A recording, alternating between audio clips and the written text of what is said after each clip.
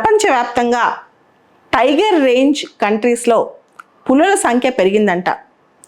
IUCN ఈ మధ్య ఒక రిపోర్ట్ రిలీజ్ చేసింది. దాని ప్రకారం ప్రపంచవ్యాప్తంగా ఏ దేశాల్లో అయితే టైగర్స్ ఉన్నాయో ఆ దేశాల మొత్తంలో చూస్తే కనుక 40% టైగర్ పాపులేషన్ పెరిగిందంట. ఇది చాలా దేశాలకి హర్షదాయకమని చెప్పొచ్చు. ముఖ్యంగా నిన్న జూలై 29 అంతర్జాతీయ పులుల దినోత్సవం.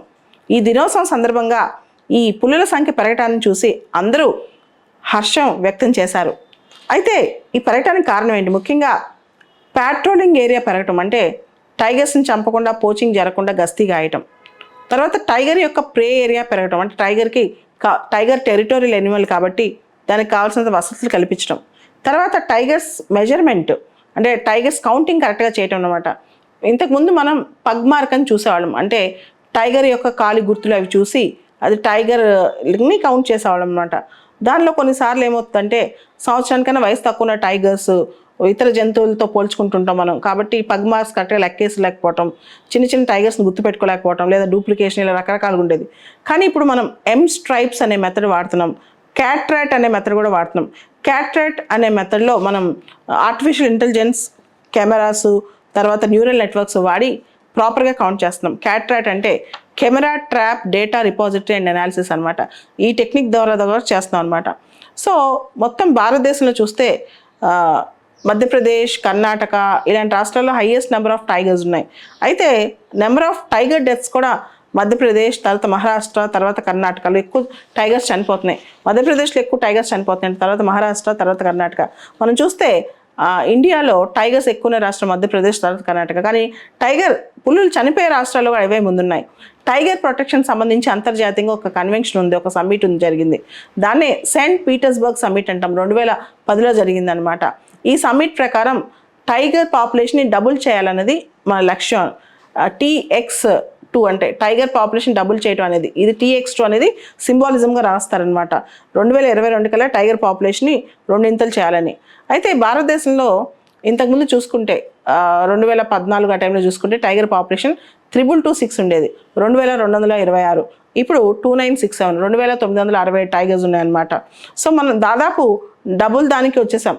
అంటే ఎప్పుడైతే 2010లో ఉందో అప్పుడు 1400 ఉండే, 2014-15 ఆ టైంకి వచ్చేసరికి 2226 వచ్చాయి. 2018-19 టైంకి వచ్చేసరికి 2967కి వచ్చాయి. సో ఆల్మోస్ట్ మనం డబుల్ చేస్తున్నాం. నేపాల్ కూడా ఇదే దిశలో టైగర్ పాపులేషన్ పెంచుకుంటూ పోతోంది. అయితే ప్రపంచవ్యాప్తంగా మనం చూస్తే కనుక 13 టైగర్ రేంజ్ కంట్రీస్ ఉన్నాయి, అంటే టైగర్స్ ఉండే countries. Bhutan, Nepal, Myanmar, Malaysia, Indonesia, China, Russia, Bangladesh, India, Thailand, Laos మరియు వియత్నాం. అయితే ఈ 13 దేశాల్లో వియత్నాంలో టైగర్స్ చాలా వరకు అసలు కనిపించకుండా పోయాయంట. తర్వాత మనం చూస్తే కాంబోడియాలో కూడా టైగర్స్ కనిపించట్లేదు, లావోస్లో కూడా టైగర్స్ కనిపించట్లేదంట. సో ఇట్లా చూసుకుంటే మాత్రం టైగర్స్ భారతదేశం బాగానే ప్రొటెక్ట్ చేస్తుందని అర్థమవుతుంది. టైగర్ సంబంధించి గ్లోబల్ టైగర్ ఇనిషియేటివ్ అని వరల్డ్ బ్యాంక్ ఆధ్వర్యంలో 2008లో ఒక ఇనిషియేటివ్ స్టార్ట్ అయింది. దీనిలో గవర్నమెంట్సే కాదు, NGOs, civil society organisations, wildlife యాక్టివిస్టులు అందరూ ఉన్నారు. తర్వాత గ్లోబల్ టైగర్ ఫోరం అనే ఇంకో ఇనిషియేటివ్ స్టార్ట్ అయిందనమాట. దానిలో ఈ మొత్తం 13 టైగర్ రేంజ్ కంట్రీస్ ఉన్నాయి. దీని హెడ్ క్వార్టర్స్ భారతదేశం న్యూఢిల్లీలో ఉంది. దీన్ని 1993లో స్టార్ట్ చేశారు, గ్లోబల్ టైగర్ ఫోరం అనేది. ఇవి కాకుండా మనం టైగర్స్ విషయానికి వస్తే టైగర్స్ ఈ మధ్య అంతమవడానికి ఇంకో కారణం కూడా, అంటే టైగర్స్లో మార్పులు రావడానికి, అవి ఇబ్బందులు పడటానికి, ఆరోగ్యరీత్యా పాడవటానికి కూడా ఇంకొక ఇష్యూ ఉంది. దాన్ని జెనెటిక్ డ్రిఫ్ట్ అంటాం. మీరు చూసారు కదా, మన మనుషుల్లో కూడా దగ్గర సంబంధాల్లో పెళ్లి చేసుకుంటే, అంటే దగ్గర చుట్టాల్లో పెళ్లి చేసుకుంటే పుట్టే పిల్లలకి ఎలా ఇబ్బందులు జరుగుతాయి, అలానే టైగర్స్ కూడా ఆ ఫ్యామిలీ మొత్తం ఒకటే చోట ఉండటం వల్ల అక్కడికక్కడే టైగర్స్ వాళ్ళతో రిలేషన్ అయ్యి అక్కడ జెనెటిక్ డ్రిఫ్ట్ జరుగుతుందంట. అంటే టైగర్స్ బాగా నల్లగా పుట్టడం, తర్వాత నల్లగా మెలనిన్ రావటం, సూడో మెలనిస్టిక్ టైగర్స్ రావటం, తర్వాత ప్రీమెచ్యూర్ డెత్స్ అవటం, ఇవన్నీ జరుగుతుందంట. సో ఇవి ఎక్కువ మనం గమనిస్తే సిమిలిపాల్ టైగర్ రిజర్వ్లో కూడా మనం చూడొచ్చు. ఒరిస్సాలో ఉన్న సిమిలిపాల్ టైగర్ రిజర్వ్లో ఇలాంటి టైగర్స్. సో జెనెటిక్ డ్రిఫ్ట్ అంటాం దీన్ని. దీంతో పాటు మనం టైగర్ కన్జర్వేషన్ సంబంధించి భారతదేశంలో ఇందిరాగాంధీ గారికి చాలా డ్రీమ్ ప్రాజెక్ట్ ఇది. 1973లో స్టార్ట్ అయింది.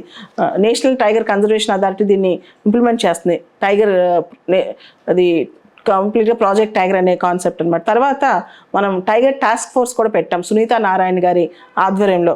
సో వాళ్ళు కూడా టైగర్స్ని ఎలా ప్రొటెక్ట్ చేయాలనే దాని మీద చాలా మంచి ఇనిషియేటివ్స్ రికమెండేషన్స్ ఇచ్చారు. ఓవరాల్గా టైగర్ కన్జర్వేషన్ అనేది మనకి ఇప్పుడు ఇంపార్టెంట్. నెక్స్ట్ 2010లో గ్లోబల్ టైగర్ సమ్మిట్ అనేది సెయింట్ పీటర్స్బర్గ్లో జరిగింది. కమింగ్ గ్లోబల్ టైగర్ సమ్మిట్ ఈ సంవత్సరం అక్టోబర్లో తమిళనాడులో జరగబోతుందంట.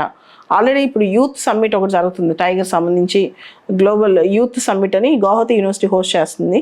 కమింగ్ ఈ ఇయర్ ఎండ్లోకి టైగర్ సమ్మిట్ ఇంకొకటి ఇంటర్నేషనల్ టైగర్ సమ్మిట్ తమిళనాడులో జరగబోతుందంట. ఓవరాల్గా టైగర్స్ ప్రొటెక్షన్ మీద అన్ని టైగర్ రేంజ్ కంట్రీస్ దృష్టి పెడుతున్నాయి. టైగర్ పాపులేషన్ పెరుగుతుందని కూడా అర్థమవుతుంది.